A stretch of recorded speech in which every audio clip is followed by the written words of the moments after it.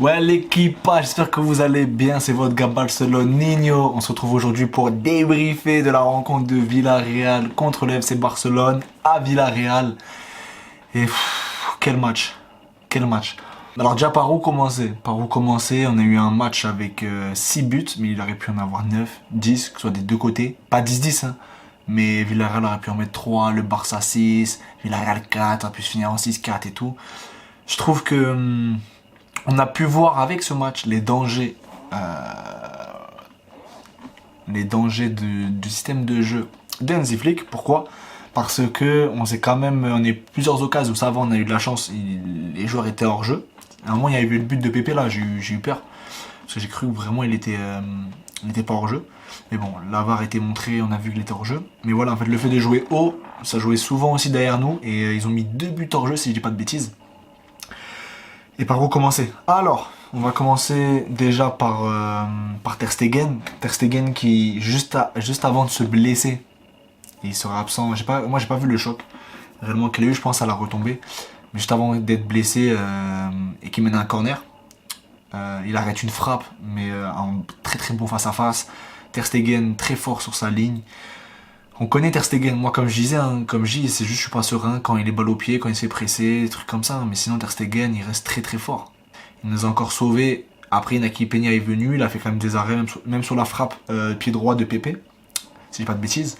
Et bref, Ter Stegen qui est blessé, j'ai le démon, j'ai le seum, parce que même s'il était fautif contre Monaco, c'est un bon élément, c'est-à-dire qu'il a l'expérience. Voilà, il peut nous arrêter des face-à-face. Ah oui, c'est vrai qu'il a arrêté un face-à-face aussi, j'ai repensé, je crois que c'était Pépé aussi. Où il est vraiment face-à-face, ils ont réussi à jouer derrière notre dos. Et il l'a mis en corner, il ferme bien l'angle en fait, et Pépé il a choisi cet angle-là, et Ter Stegen met sa main, et il la sauve. Non, il nous fait des très belles parades. Mais voilà, en tout cas, grosse force à lui, je pense qu'il va être absent 3, 4 mois. 5 mois, on va voir ce que ça va donner Naki Peña. Mais franchement, voilà, et donc de ce côté-là, je trouve qu'il a fait le taf. Le but qu'on a pris, en vrai, c'est le mérite de Villarreal. On menait 2-0, on prend le but 2-1. Ils auraient pu venir à 2-2, on fait 3-1, ils auraient pu venir à 3-2. Tout ça. On a eu un doublé du coup de Lewandowski. Donc j'ai bien aimé. Alors j'ai beaucoup aimé le match de Lewandowski, bizarrement. Pourquoi je dis bizarrement? Parce que des fois il décrochait, mais il arrivait à quand même se retrouver, tu vois, à la pointe de l'attaque. Donc j'ai bien aimé comment il a bien combiné sur le premier but. Si j'ai pas de bêtises, c'était avec Touré. Donc c'était Touré qui fait la passe à Lewandowski. Donc Lewandowski suit bien. Et après il la cale. Deuxième, suite à un centre de Yamal côté droit, petit cafouillage. Enfin j'ai pas de bêtises, c'est Martinez qui tire sur le goal ça ricoche. Et Lewandowski fait une petite retourne acrobatique pour la mettre parce qu'il l'avait juste au-dessus de sa tête. Donc ça fait 2-0. On prend le 2-1. Le troisième but, si j'ai pas de bêtises, c'est Touré. C'est Touré, Pau Touré qui met une grosse frappe. Touré qui allume dans la surface. En gros, ça ricoche un petit peu, mais en gros, il arrive à le marquer. Et je trouve que c'est ce qui manquait en fait au Barça. Ces derniers temps, c'est la prise d'initiative. C'est l'envie c'est pas juste des passes. C'est si tu peux prendre une frappe, tu prends la frappe. C'est pour ça que moi, je trouve que c'était très beau à voir ce match. Même si on n'était pas serein, pourquoi? Je sais pas si vous avez regardé le match, mais au 3-1, où on a penalty qui est provoqué par Yamal. Il y a penalty de toute façon. C'est comment il s'appelle? C'est Bailey qui le provoque du joueur de Villarreal. Et bah Lewandowski il loupe. Il loupe, il le met sur le poteau. Ça peut faire un triplé. Au moins il a mis ses 2 buts. Enfin en tout cas il a marqué, donc je pense que ça lui fait même du bien pour la suite. Mais il a pu mettre un triplé. Ce qui fait que là on est à 3-1. On reste à 3-1. L'action d'après, on prend un but qui est hors jeu, heureusement. Parce que ça aurait pu faire mal. Villarreal, fallait les tuer. En fait, fallait les tuer. Parce que le 3-1, dès qu'ils ont marqué, non, excuse-moi, le 2-1, dès qu'ils ont marqué, ils étaient à l'affût. Ils y allaient. On était solide défensivement. Koundé, j'adore. Martinez, je trouve qu'il a quand même fait son job. Et Paco Barsi. Et franchement, il a bien fait son job. Et il y a juste Martin un petit peu à gauche qui... Après, c'est pas un rôle de Baldé, hein, il percute pas aussi autant que Baldé. Mais je trouve qu'il aurait pu essayer d'amener ce truc-là à gauche. Mais ça s'est bien passé, heureusement. 5-1, on a gagné. Doublé de Rafinha. Mais alors attendez, parce que moi là, je vais faire un truc. Moi, je faisais des parties des joueurs, des supporters, je l'avoue, qui, suite aux dernières saisons de Rafinha, ça me dérangeait pas si on le remplaçait. Franchement, j'aurais préféré entre guillemets, prendre au début, comme beaucoup de gens, le petit Williams, le petit Nico Williams, que Olmo. Mais pour l'instant, il me donne tort. Et heureusement. Olmo, il fait le taf. Et Rafinha à gauche, je sais pas si c'est la pression, justement, il peut se faire remplacer, tout ça, ou il sait qu'il a la confiance de flic, mais incroyable. Quand je vous dis incroyable, il met un doublé. Il met 2 buts, on va dire fin de match, parce que c'est pas la première mi-temps. Fin de match, mais les gars, vous avez pas vu son match avant, il fait que cavaler, que cavaler. Des fois, il est en 10, des fois, il est à gauche, il supporte mal, il revient défendre. Les gars, Rafinha, je pense que c'est le joueur qui m'a le plus choqué dans ce match-là. Et même dans les autres matchs. Mais dans ce match-là, celui qui ressort le plus pour moi, c'est Rafinha. Parce que il combine, il essaye, il provoque, il va à gauche. Il y a des courses où il cavale, il va très vite, il percute. À un moment, il loupe.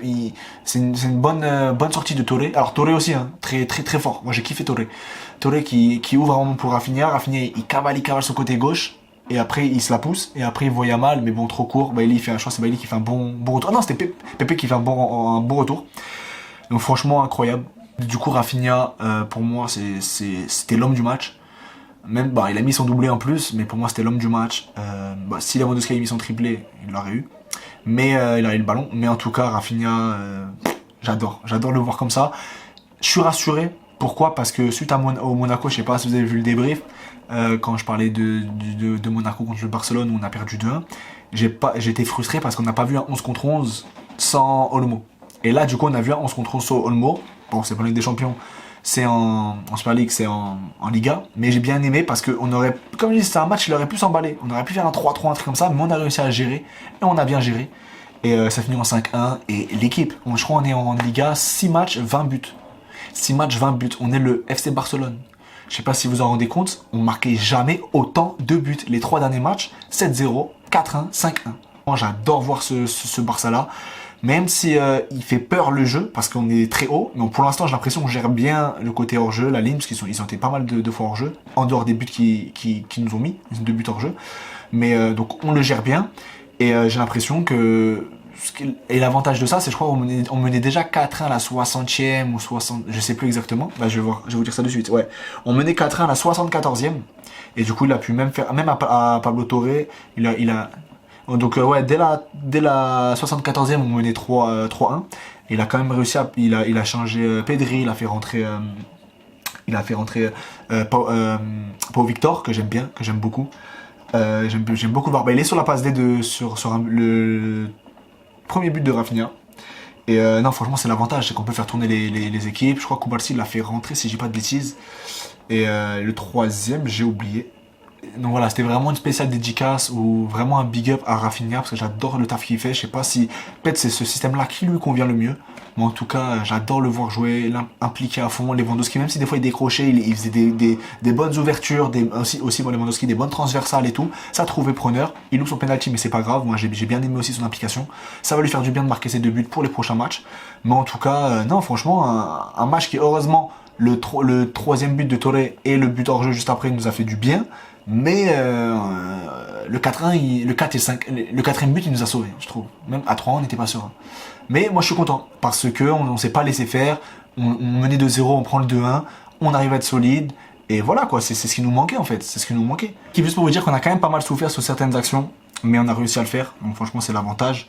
Ça fait le 6e match, 6e victoire. Donc on est toujours premier en tête. 4 points du Real.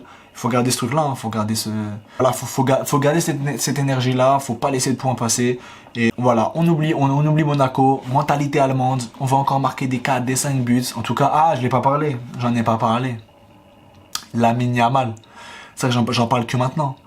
Mais toujours sa passe D, hein. Il est toujours là dans chaque match, soit il marque, soit il fait la passe D, soit il fait les deux. Mais quelle passe D pour Rafinha sur son 2e but. Oh là là, extérieur du pied, ça passe devant 2 défenseurs, c'est téléguidé devant Rafinha qui finit bien, petit rebond au sol, et ça part, et ça va dans les cages. Que dire, franchement, que dire de cet homme-là. Et il nous étonne, franchement, il est incroyable. Il est incroyable ce petit Lamine Yamal, l'enfant prodige comme je l'appelle, et j'espère, on croise les doigts qu'il va pas se blesser, qu'il va continuer comme ça. Mais Yamal, maintenant c'est facile, maintenant je sais c'est qui en fait maintenant, je suis plus étonné. Tu vois, c'est quand t'es arrivé à un stade où t'es plus étonné, c'est vraiment... On sait ce qu'il vaut. En tout cas l'équipe, j'espère que vous avez kiffé cette vidéo. C'était votre gars Barceloninho. Donc c'était le débrief pour le match Villarreal contre le FC Barcelone. Si t'as kiffé le match, la petite vidéo, dis-le en commentaire, ça ferait toujours plaisir. Et voilà, du coup, on continue comme ça. Visca Barça l'équipe, prenez soin de vous. Et on se retrouve pour une nouvelle analyse bientôt. Bezos.